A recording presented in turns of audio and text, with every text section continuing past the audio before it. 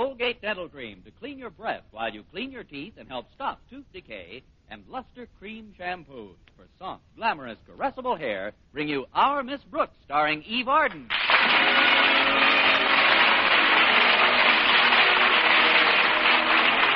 It's time once again for another comedy episode of Our Miss Brooks under the direction of Al Lewis. Well, most students won't have their final exams for several weeks yet, but our Miss Brooks, who teaches English at Madison High School, has had to undergo quite a few impromptu tests recently. Yes, our beloved principal, Mr. Conklin, has taken to conducting a series of sudden little quiz shows without prizes to see if the faculty is on its toes. Fortunately, when Mr. Conklin came into my classroom last Friday morning, he found me very much on my toes, due to a habit formed in my childhood of sitting with my feet curled beneath me. Although it was my free period, I sprang to attention when Mr. Conklin entered. At ease? Miss Brooks, conjugate the word strive, please. Strive, strove, striven. Now, thrive. Thrive, throve, thriven. No. Oh, really, Mr. Conklin, these sudden little tests are quite disconcerting. Silence, Miss Brooks. We're not finished. Yes, sir. More verbs. 5. Fove, fiven. Now, wait a minute, Mr. Conklin. 5 isn't a verb. Thank you, Miss Brooks. I knew my visit to your room would produce some valuable bit of information. My main reason for dropping in, however, was to ask you to do me a favor, Miss Brooks. As you know, Sunday is Mother's Day. Yes, I know, Mr. Conklin. Thanks to a special savings plan I started in February, I was able to send my mother a card this morning. But what did you want me to do for you? I'd like you to take this package home with you and keep it until Sunday morning. It's a little Mother's Day remembrance from Mrs. Conklin. I don't want her to stumble upon it before time. Wonderful woman, Mrs. Conklin, and she's trained our daughter Harriet to be a duplicate of herself. Really? Yes. Between them, they're the 2 biggest snoopers in the county. That makes it unanimous. I'll be happy to keep the package for you, Mr. Conklin. Thank you, Miss Brooks. I hope my daughter Harriet remembers Mother's Day. Lately, she's had her mind on nothing but that moon-eyed, calf-brained Walter Denton. Oh, Walter isn't so bad, Mr. Conklin. Of course, he's not a brilliant student. Brilliant? Walter Denton is Madison's gift to subnormality. The thing that annoys me most is the way he bounces. He never goes anywhere. He always bounces there. Hi, Miss Brooks. I just thought I'd bounce in for a minute. Well, if it isn't the human handball. Oh, hello, Mr. Conklin. Oh, if I'm interrupting anything, I'll just bounce along and... No, Walter. Mr. Conklin was about to dribble back to his office. You were finished with me, weren't you, Mr. Conklin? Quite. Good morning, Miss Brooks. Goodbye, Mr. Conklin. Hasta la vista, Mr. Conklin. I learned that in Spanish. It means see you later. Oh. Well, no si lo veo a usted primero. What does that mean, Miss Brooks? That means not if I see you first. Now, what can I do for you, Walter?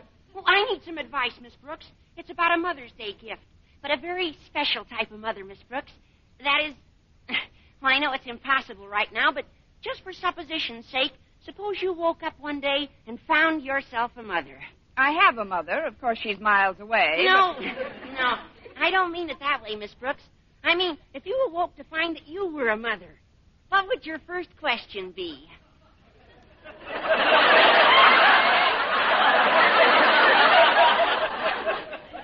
What did it weigh, Doc? Are you sure, Miss Brooks? Are you quite certain you wouldn't say, how is my husband? Not me. I might say, who is my husband? No. Miss Brooks, I'm serious. My dad told me that was my mother's first concern after she knew I was all right. You know, she thinks of us constantly and never of herself. But me, what do I do in return? I don't get out of bed when she wakes me. I'm always late for my meals. I never help her with the dishes, and I leave my clothes all over the house. Well, Sunday is Mother's Day, Miss Brooks, and I've got to make it up to her. Well, that's pretty short notice, Walter, but I have a suggestion for you. You have? Yes. Sunday morning, wait till your mother starts to make breakfast. When you're sure she's in the kitchen, close the door quietly behind her. Then gather up all the clothes that you've scattered around the house. Then put them in a big suitcase. Then run away from home. No,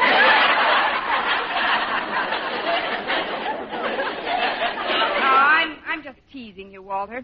There's only one way you can make your mother happy, and that's by turning over a new leaf. Well, I'll try, Miss Brooks, but meanwhile, just supposing again, well, what kind of a present would you like if you were a mother? Oh, I wouldn't care much about presents, Walter. I'd just be happy if I had all my beloved children around me. Gee.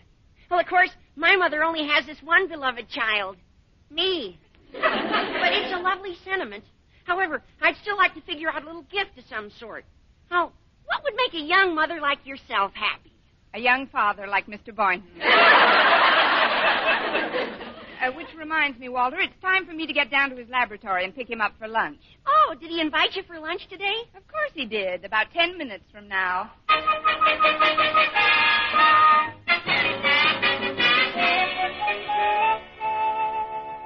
Now, tell me, Walter, were you able to find out what kind of a gift Miss Brooks would like? I couldn't find out a thing, Harriet. But we've got to get her something. What's the good of naming Miss Brooks our mother away from mother if we can't surprise her with something she wants? Now, let me see. We'll organize a committee, pick out a gift, and give it to Miss Brooks. Great, Harriet. Then tonight will officially become Mother Away from Mother's Day night.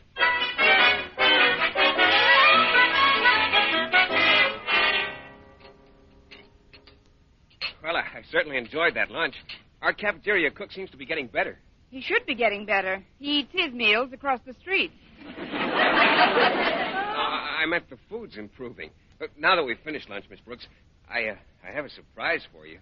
Surprise? What is it, Mr. Boynton? Guess. One of your guinea pigs died and left you $1 million. No. Then I give up. Well, Miss Brooks, I want you to meet my folks. Why, Mr. Boynton, you've only known me for 5 years. This is such I just found out they were coming to town myself. You see, they usually spend Mother's Day with my married brother, but Mom decided that this year it's my turn. To do what? Oh. You mean your turn to spend Mother's Day together? Oh, that's right. Oh, you'll love my mother, Miss Brooks. She used to be a school teacher, too, you know. As a matter of fact, she worked herself up until she was a principal. You got to get pretty worked up to be a principal. Oh, I'm sure we'll get along splendidly. And you'll be crazy about my dad. Oh, what a sense of humor he's got. You know, he's the one who told me the joke about the quizmaster who called out, "I've got a lady, doctor." But before he could ask her any questions, she stuck a thermometer in his mouth and took his pulse. Isn't that a scream? Your father sounds like more fun than a barrel of depressed monkeys. May I ask you a rather personal question about your folks, Mr. Boynton? Oh, certainly, Miss Brooks. What is it? How long did they go around together before they were married? 9 years. I see. Folks believed in long engagements in those days, I guess. Oh, they weren't engaged until 6 weeks before the wedding. 6 weeks? Mm-hmm. Once Dad makes up his mind about something, he's greased lightning. Could have used a little greasing the first 8 years. I'll certainly be looking forward to seeing them, Mr. Boynton. When are they arriving in town? Well, this afternoon, Miss Brooks. I'll have to check them into a hotel for the weekend. I've just got a small bachelor apartment. Yes, I know. You told me about it. Maybe your folks would like to drop over to Mrs. Davis's tonight. I'm sure my landlady wouldn't mind my dusting the living room a little. Well, that's just fine with me, Miss Brooks. That'll give the folks a chance to rest up from their trip and have some dinner before they meet the girl about whom they've heard so much. Why, Mr. Boynton, you mean you actually wrote to your folks about me? Oh, and how, Miss Brooks? I've written them many times about how gay and youthful and exuberant you are. I am? I mean, you have? Darn right. I remember in one of my most recent letters to them, I said you were more like a pupil than a teacher. In fact, I think that was a letter in which I described you as a great big overgrown kid. Maybe I better take something. You should have seen the answer I got from Dad. He said, "Whatever you do, son, don't rob the cradle." Leave it to Dad. he was jesting. Of course, he loves youngsters. Mr. Boynton, you've given me an idea. What kind of an idea, Miss Brooks? If your father turns me down when I ask him for your hand, maybe he'll adopt me.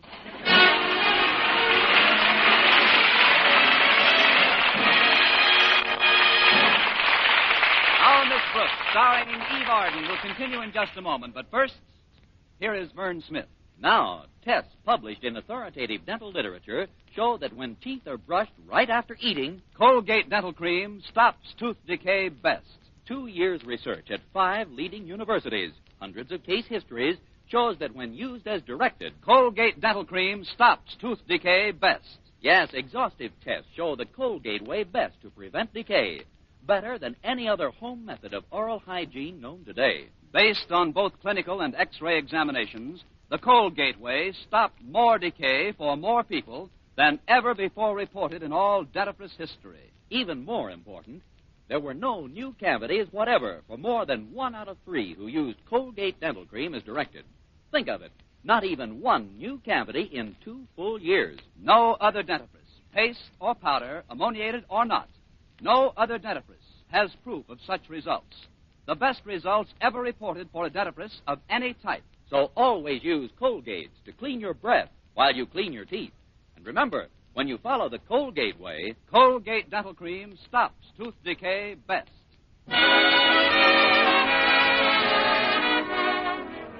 Well, I hurried home right after school and put Mr. Conklin's gift to his wife on my dresser. Then I started to make myself and the house as presentable as possible for Mr. Boynton's parents. First of all, I took a shower and set my hair in pin curls. Then I put on an old, oversized house dress, which I had borrowed from Mrs. Davis. This intriguing combination achieved the happy effect of making me look like a rat drowning in a Quonset hut. Then I went into the living room to get things in order. When I got there, Mrs. Davis had just finished vacuuming. Oh, Connie, will you pull the plug out for me? My back's been bothering me lately. Certainly, Mrs. Davis. There. Say, this vacuum cleaner's pretty old, isn't it? Yes, indeed. But it's held up remarkably well. I bought it in 1932. 1932? Yes, this Hoover came in when the other one went out. Well, just so the place looks nice and neat for tonight. You know, I've never met Mr. Boynton's parents before. I know you haven't, Connie, and first impressions are so important. That's why I sent our sofa and all the chairs out to be recovered. What? Every chair in the house is at the upholsterer's, Connie. But don't worry. Stretch Snodgrass took them down for me, and he promised to bring them back by 6 o'clock. Stretch Snodgrass? Look, Mrs. Davis, Stretch may be a fine athlete, but when it comes to mentality, he's strictly a third strike. Why, he's liable to forget where he took the chairs. Oh, I don't think so, Connie. You know how absent-minded I am, and even I couldn't forget the name of this upholsterer. Why not? Because he has a very odd name. What is it? What is what? The name. Whose name? The upholsterer. Upholsterer? Yes. Look, Mrs. Davis, the sofa and all our chairs are being recovered today. Well, they can certainly use it.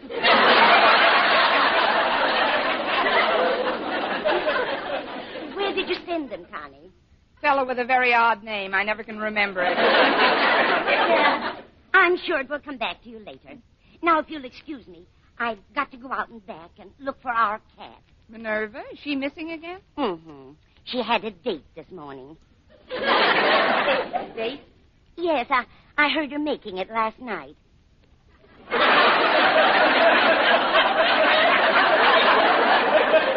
But she should be back by now. She knows how I worry about her. Well, you let me know if she comes in the front way, Connie, and I'll take a look back here. All right, Mrs. Davis. That's funny. Minerva never bothered to ring before. Coming! How do you do, my dear? How do you do? I'm Philip's mother. Philip? Yes, Philip Boynton. I'm Mrs. Boynton. Oh, but that's impossible. You won't be here until tonight. Come in, Mrs. Boynton. You don't have to tell me who you are, my dear. Philip has written so much about you. He has? Yes, he says Miss Brooks wouldn't know what to do without you, Mrs. Davis. Well, I try my best to please... Mrs. Davis? You call Connie. That's Mrs. Davis, Mrs. Boynton. I'm Miss Brooks, such as I am. We've got company, Mrs. Davis. Oh, she came in the front way, did she? Yes, she's right here in the living room. Well, you tell her she's a wicked cat. And Yes, Mrs. Davis, you're a wicked cat and get under the... No!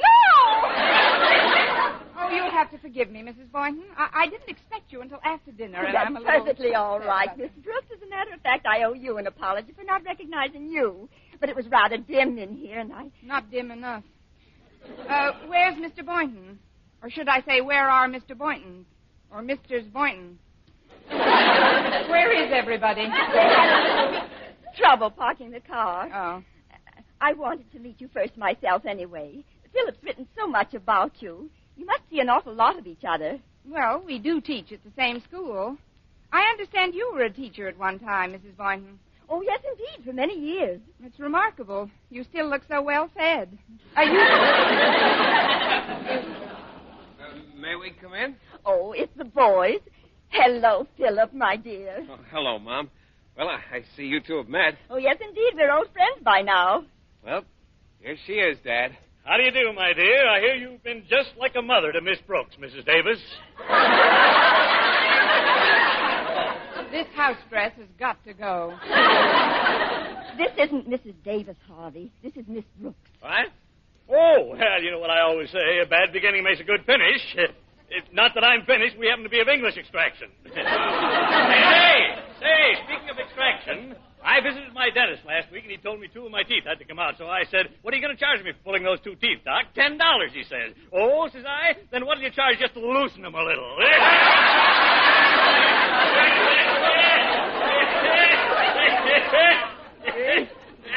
I told you. Oh, what a sense of humor. No, it's nothing. Need hot stuff, all right. Oh, it sure is. But why are we all standing out here in the hall? Yes, let's all go and stand in the living room. Just follow me. Well, here we are. Now then, Mrs. Boynton, if you'll just come over to this lamp. This is a very comfortable place to stand. And Miss Boynton, you can stand over there by the piano. I don't understand, Miss Brooks. Where are all the chairs? They're out being recovered.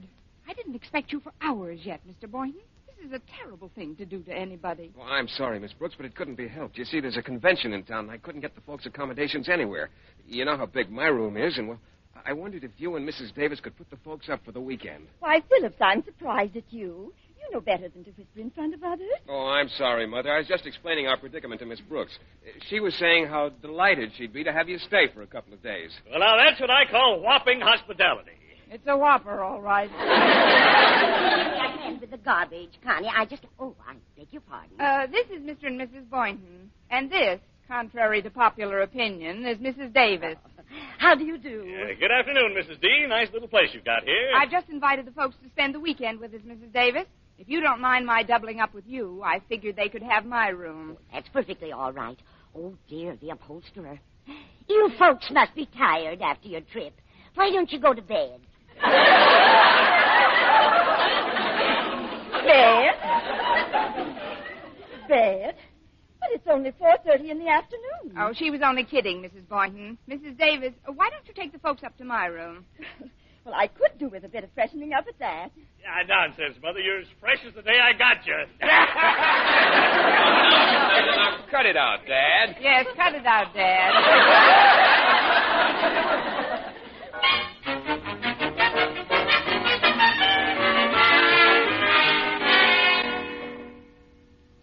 Well, Miss Brooks certainly has a comfortable room, Harvey. Yes, indeed. That little catnap is just what the doctor ordered. Tell the truth, Harvey. Don't you think Miss Brooks is setting her cap for Philip? Oh, is that a cap?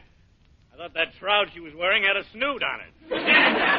Oh, be serious, Harvey. We both know he'll make a wonderful husband when he grows up. When he grows up? To me, he's still a baby. You know how innocent he is. Yes, and sometimes I think it's all my own fault. Sometimes I think that by now I should have sat him down and had a man-to-man talk with him. Although my father didn't have a man-to-man talk with me until I was past 30. And at that, I married you anyway. Hey, what's this package on the dresser here? Says, for Mother. Must be for you. Oh, well, now, wasn't that thoughtful of Miss Brooks? She got a Mother's Day gift for me when she heard I was coming. I'm going to open it right away. Yeah, well, Mother's Day isn't until Sunday. Now, you know I'd never have the patience to wait.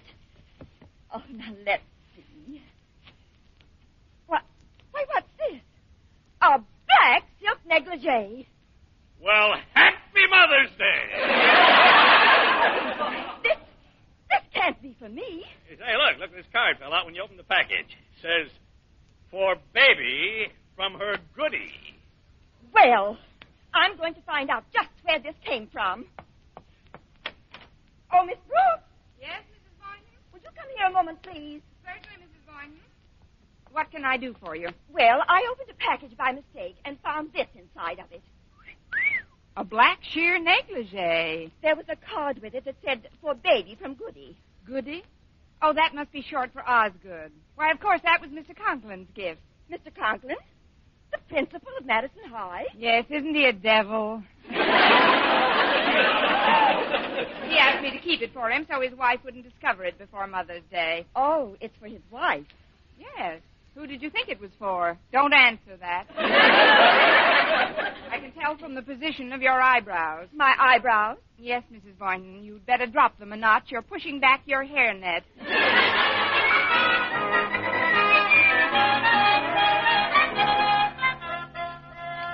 Oh, this dinner certainly is delicious, Mrs. Davis. Oh, well, thank you, Mr. Boynton. But Miss Brooks is the one who deserves the credit.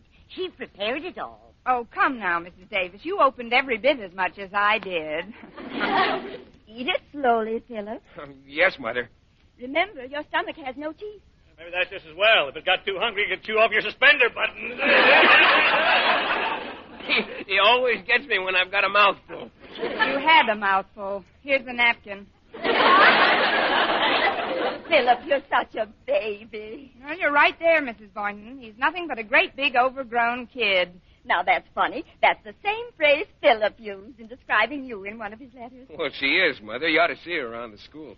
The students just treat her like one of themselves. Yes, indeed. We kids have some great old times together. I'll answer it, Connie. Excuse me, folks. I wonder who that could be. Well, come in, kids. Hi, Mrs. Davis. We're a committee. It's Walter and Harriet, Connie. Oh, we didn't mean to disturb you, Miss Brooks. Oh, that's all right, Walter. I was just telling the folks how informal we are at Madison. Mr. and Mrs. Boynton, may I present Harriet Conklin and Walter Denton? Mr. Boynton, nice to know you. And now, Miss Brooks, we would like to present something to you that expresses the devotion and reverence felt toward you by the entire student body. Oh, what is it? It's a shawl. A shawl and a handsome pair of knitting needles to go with the rocking chair to which you're so attached. Plus which, you have been chosen our mother away from mother. Oh, no. I'll go to the piano, Walter, and you sing the song we've written. Okay, Harriet. Wait till you hear this, folks. All set, Walter.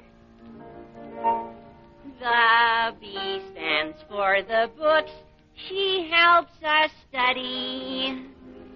The R is for she's righteous, also pure. The O is for the fact that she's our buddy. The second O is likewise, I am sure. The K is for okay, she rates a bow. The S is for her sadly wrinkled brow. She's motherly, just like Elsie the cow. Miss Brooks, we love you dearly. Miss Brooks, that's me. I'll always be Miss Brooks.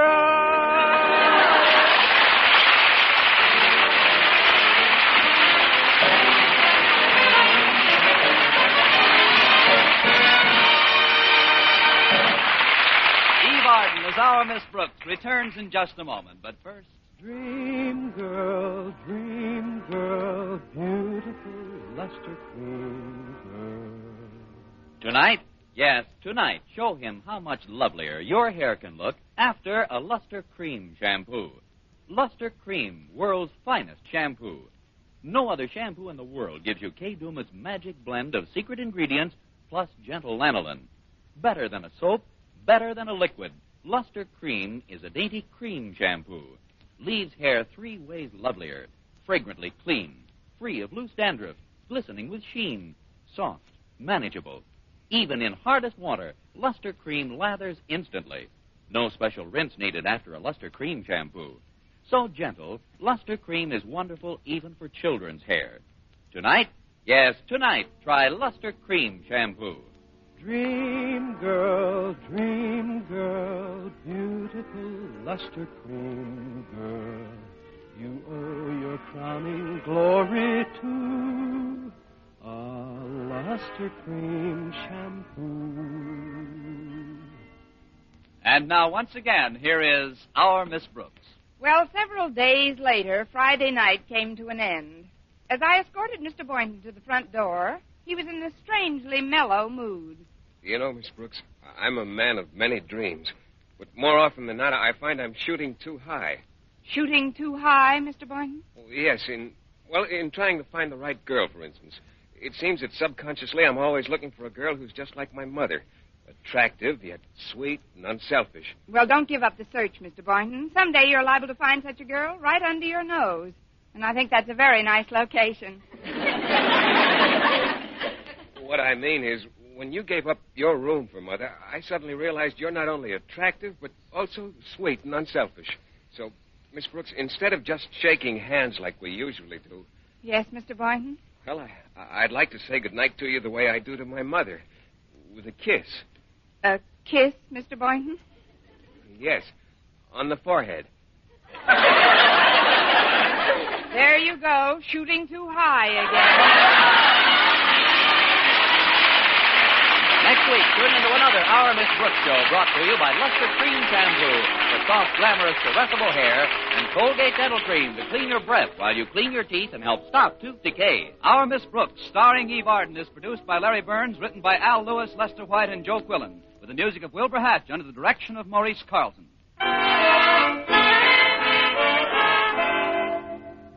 Doctors prove Palmolive soap can bring you a lovelier complexion in 14 days. Yes, 36 leading skin specialists proved in tests on 1,285 different women that Palmolive soap facials using nothing but Palmolive brought new complexion beauty to 2 women out of 3. Just wash your face 3 times daily with Palmolive soap, each time for 60 seconds, massaging Palmolive's beauty lather onto your skin. Then rinse. So start your Palmolive facials today. Remember, doctors prove Palmolive soap can bring you a lovelier complexion in 14 days. For mystery liberally sprinkled with laughs, listen to Mr. and Mrs. North, the exciting, fun-packed adventures of an amateur detective and his beautiful wife. Tune in Tuesday evening over most of these same stations. And be with us again next week at the same time for another comedy episode of Our Miss Brooks. Bob Lamont speaking. CBS, the Columbia Broadcasting System.